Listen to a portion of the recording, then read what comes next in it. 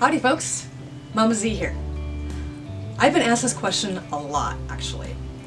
The inspiration behind the Zombie Squirts started when I was asked to make a sticker assortment at the job I work at.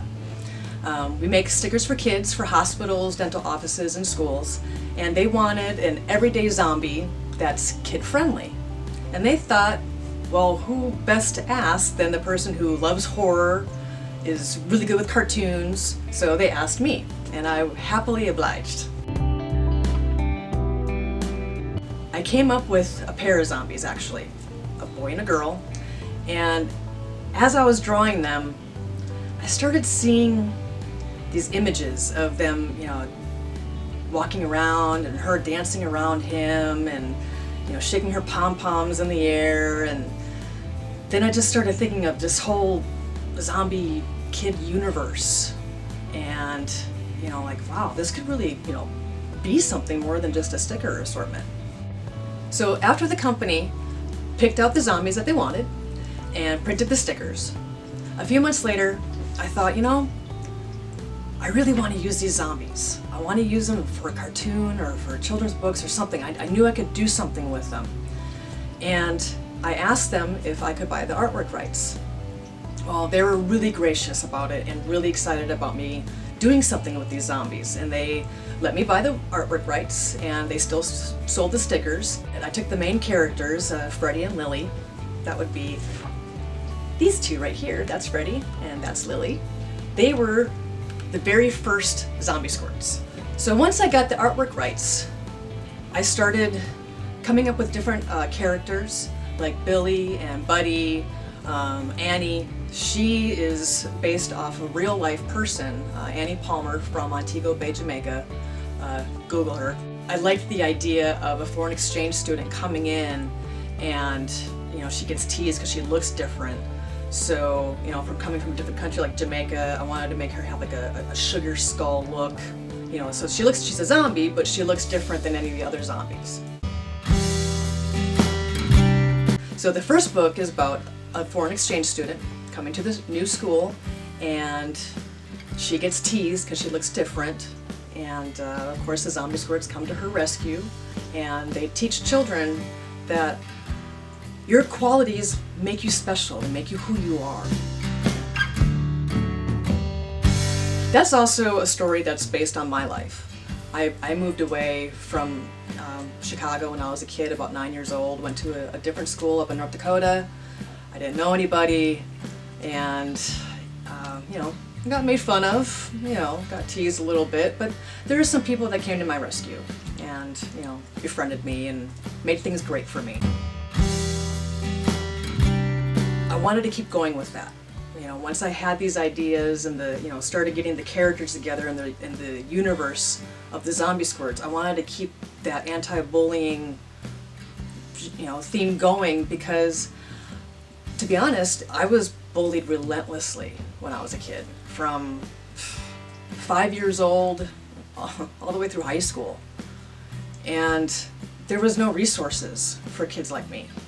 There was nothing was out there that talked about bullying. It was just, oh, that's just the way, that's just part of life. It's just what kids do. No, that's not the way it should be. It shouldn't be acceptable.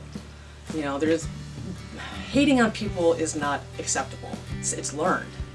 This is not, you're not born to hate.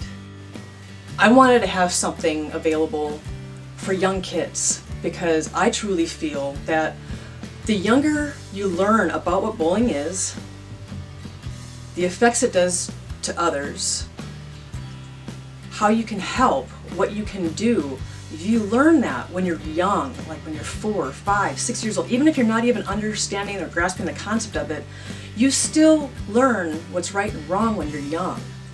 And you learn what's around you. Children are sponges.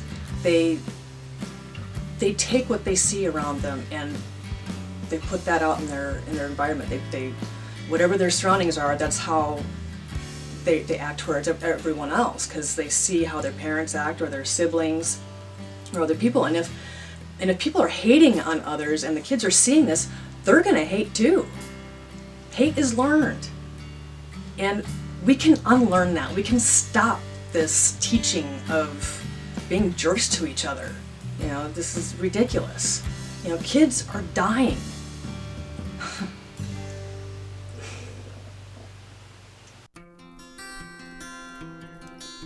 I was at a zombie walk not too long ago, and I met this young boy. He was maybe 9, 10 years old, and just a sweet kid, you know, came right up to the booth, was, you know, loving the books and everything, and his grandma, you know, took me aside, and she said, you know, it's really good that they have this here and that, you know, you're here, because he has been bullied so badly. He hasn't left his house in over 2 weeks. He doesn't want to do anything. He's been suicidal. The kid's 10 years old.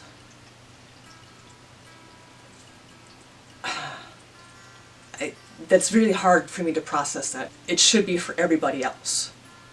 And I think that should be enough ammunition for us to take a stand and start teaching our kids to be nice to each other, to be kind, have compassion, have empathy.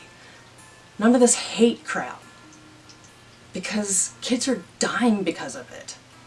I still can't wrap my head around that. I've had some parents contact me, and a lot of them with autistic children, and they say they love the books, they love the zombies, it keeps them engaged with the story, and they love that it's positive, that it's okay to be different, that, you know, everything that makes you special is yours, and you shouldn't be ashamed of that. And so who cares what somebody else says? I know when you're young and going into your teens, you think it's the end of the world if somebody hates you or if they're calling you names, but it's not. It's really not. Those people aren't going to count after high school if you don't want them to. Because they're not living your life, they're not you. This is your life. You live it the way you want it. It doesn't matter what anyone else thinks. And that's for your whole life. Take charge, be a leader, you know, be yourself. That's the only thing that's important. I really appreciate you watching. Check us out at our website at zombiesquirts.com. We're also on Facebook and Instagram and Twitter. And we'll talk to you soon. Thanks for watching. Bye.